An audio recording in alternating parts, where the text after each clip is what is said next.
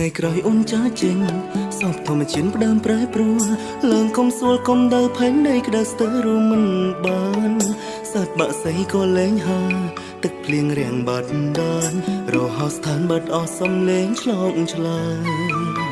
នាឡិកាក៏លែងដើរធ្វើដំណើរវិលថយក្រោយដើរឲ្យដល់ឲ្យយល់ហេតុផលដែលស្រីចាក់ចេញនោះ